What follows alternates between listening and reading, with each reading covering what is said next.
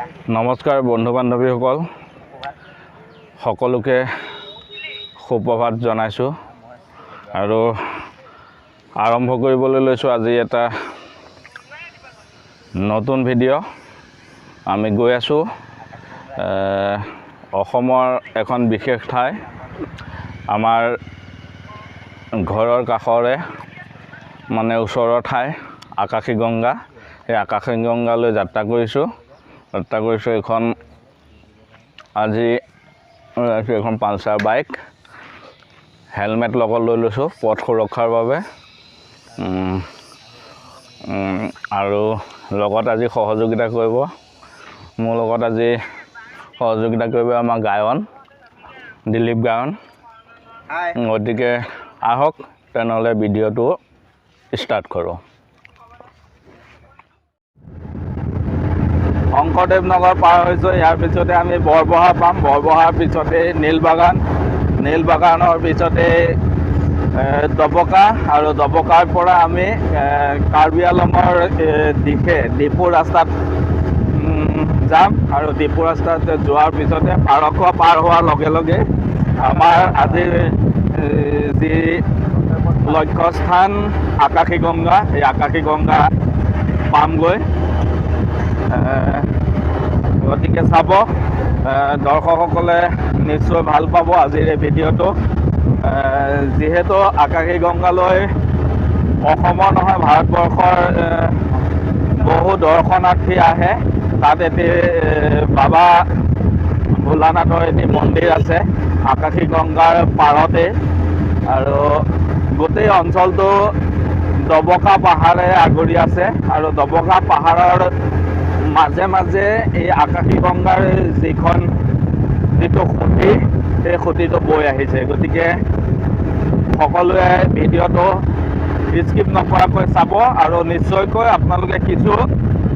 কথা জানিব পাৰিব আকাশী গংগাৰ বিষয়ে আমি তাৰ আকাশী গংগাত থকা পূজাৰীজনৰ বিষয়েও আকাশী গংগাৰ মন্দিৰ তথা আকাশী জানখনৰ যিখন জান সেই জানখনৰ ইতিহাসৰ বিষয়ে কিছু কথা পাতিম গতিকে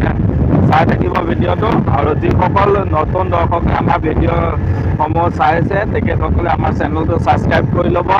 লাইক কৰিব আৰু এনেকুৱা ধৰণৰ ভিডিঅ' পাবৰ বাবে আপোনালোকে নিশ্চয়কৈ কমেণ্ট কৰিব আৰু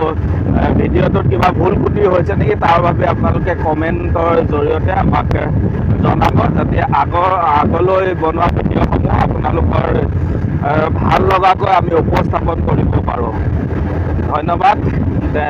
বলক এতিয়া আমি ৰাস্তাৰ কিছু দৃশ্য আপোনালোকক দেখুৱাওঁ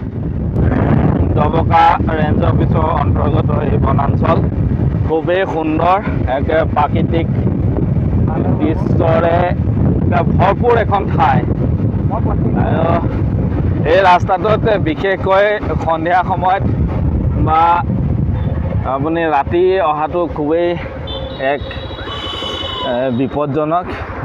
কাৰণ হাতী খুবেই প্ৰায় সময়তে হাতী ওলায় আমি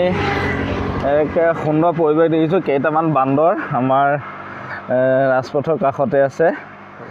ৰাস্তাৰ কাষতে আছে এয়া ৰাস্তাৰ কাষে কাষে ৰৈ আছে বান্দৰৰ এটা জাক বান্দৰৰ জাকটো আমি প্ৰত্যক্ষ কৰিছোঁ এয়া চাওক ওলাই আহিছে মাতিলে আহি যায় কিন্তু খাবলৈ একো নাই এতিয়া আমি গম নাপাওঁ এই আমাৰ বান্দৰবিলাকক যে লগ পাম নহ'লে কিবা এটা খাবলৈ লৈ আহিব পাৰিলোহেঁতেন সিহঁতৰ কাৰণে আপোনালোকে চাওক এই বান্দৰ জাক ওলাই আহিছে এই প্ৰায় মানে কি ৰাস্তাটো ক্ৰছ কৰে পথটো অতিক্ৰম কৰি এই ছাইডৰ পৰা সি ছাইডলৈ তেখেতসকলে যায় কিবা কিবি বস্তু লৈ আনিলে কল আপেল বা ফল মূল অন্যান্য বস্তু লৈ আহিলে সিহঁতক দিব পাৰি চাওক পৰিৱেশটো মাতৃ মৰম তাৰ সৰু পোৱালি কেইবাটাও আছে এই জাকটোত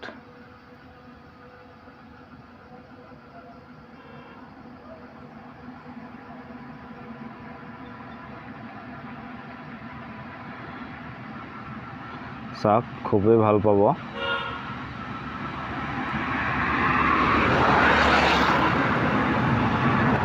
এতিয়া আহি উপস্থিত হৈছোহি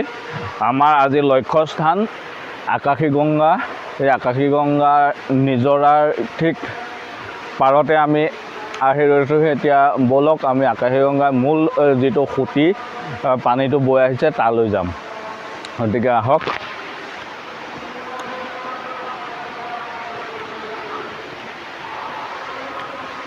পাহাৰৰ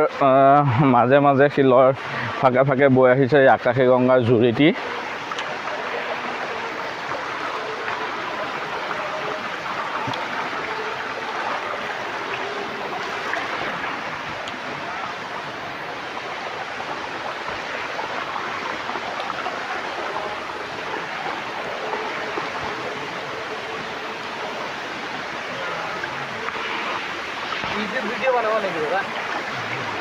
আমি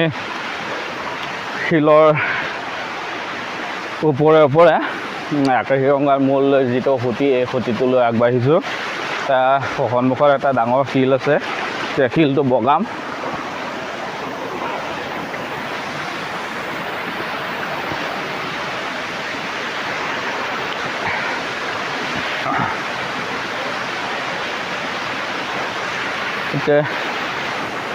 এখন বৰ্ড আছে, ইয়াৰ পৰা আগলৈ যোৱাটো নিষেধাজ্ঞা দি থৈছে, অন্যথা 500 টকা ভৰিব লাগিব। গতিকে আমি আগলৈ যাব নোৱাৰিম চাগে। এই জুৰিটো আপোনালোকে সন্মুখৰ পৰা প্ৰত্যক্ষ কৰিছে, এই ওপৰৰ পৰা বৈ আহিছে জুৰিটো পৰা বৈ আহি এই বাবা ভোলানাথৰ এই মন্দিৰটোৰ গাত পানীখিনি স্পৰ্শ কৰিছে, স্পৰ্শ কৰি এইটো চাইডেদি বৈ গৈছে। গতিকে খুব এক সুন্দৰ পৰিৱেশ। শিলৰ মাজে মাজে আপোনালোকে পাহাৰটো প্ৰত্যক্ষ কৰক। পাহাৰটো যথেষ্ট ওখ আৰু বহুত ওপৰৰ পৰা পানীটো ইয়ালৈকে বৈ আহিছে। গতিকে দৰ্শকসকলে নিশ্চয় ভাল পাব। যিসকলে আহিবলৈ মন আছে তেখেতসকলে আহিব পাৰিব। নগাঁৱৰ পৰা অহা দৰ্শকসকলে নগাঁও হৈ লংকা ৰোডেদি আহি ডবকাৰ পৰা ডিফু যোৱা যিটো ৰাস্তা, সেই ৰাস্তাটোদি 8 কিলোমিটাৰমান আহিলেই এই আকাশীগংগাৰ এই ধুনীয়া ঠাইকণ আপোনালোকে উপভোগ কৰিব পাৰিব। এয়া চাওক, আমি আকাশীগংগাৰ যি পানী বৈ আহিছে ওপৰৰ পৰা, এই পানী আমি চুই চাইছোঁ। খুবেই এক ভাল লগা পৰিৱেশৰ মাজত আজি। তো সকলোৱে আহক, ভাল পাব। এই পানীখিনি হৈছে খুবেই ঠাণ্ডা পানীখিনি। মই মুখখন ধুই লওক, মুখখন ধুই লৈছোঁ, খুব ভাল লাগিছে। চাওক আৰু সেই তাৰ পৰা নিজৰাটো বৈ আহিছে, পাহাৰৰ শিলৰ ফাকে ফাকে আহি পানীটো শিলৰ এইখিনি আপোনালোকে দেখিবলৈ নাপাব, সম্পূৰ্ণ শিলৰ ফাকে ফাকে আহিছে পানীখিনি। পানী এইফালেদি এনেকৈ কৰি বৈ গৈছে।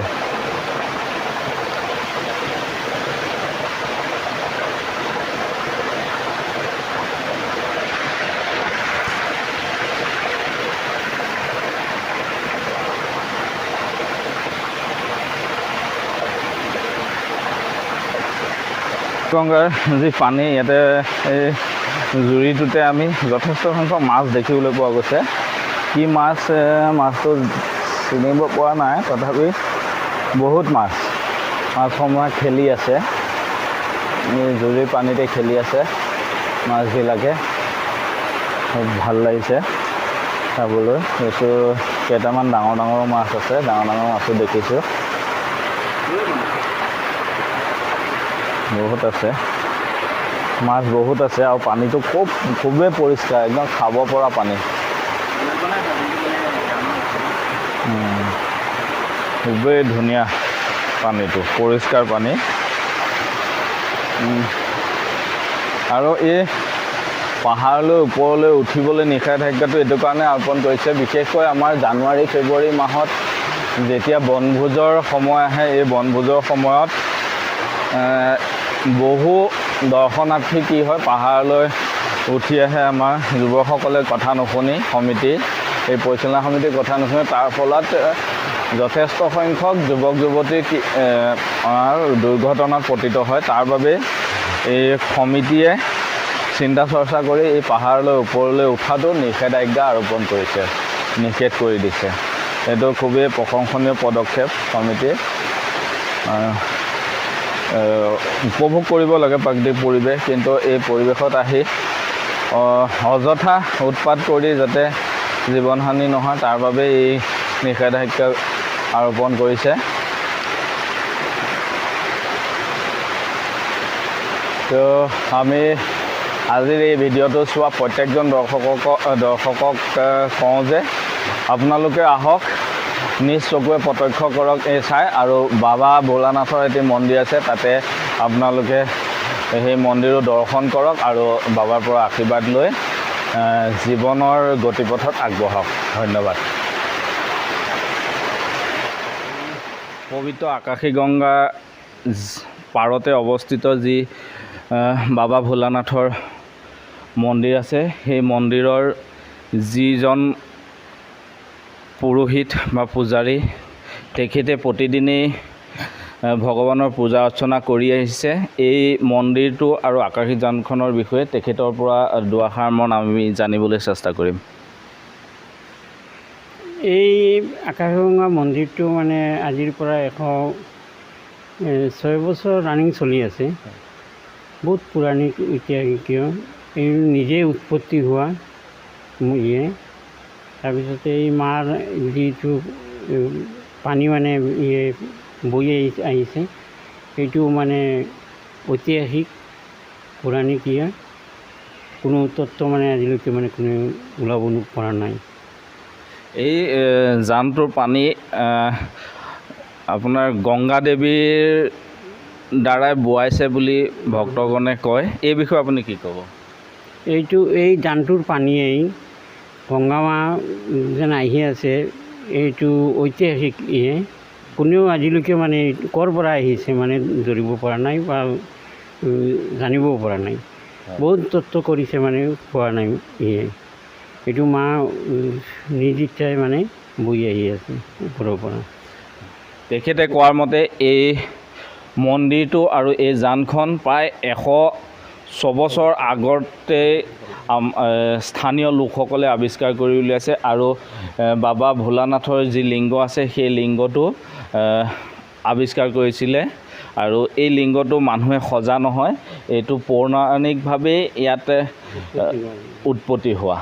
গতিকে আমি আজি এই ভিডিঅ'টোৰ জৰিয়তে আপোনাৰ ভগৱানে দীৰ্ঘায়ু কৰক আৰু জনসাধাৰণৰ হয় সকলো জনসাধাৰণৰ কুশল মংগলৰ কাৰণে আপোনাৰ পৰা এটা আশীৰ্বাদ আমি বিচাৰিছোঁ ওম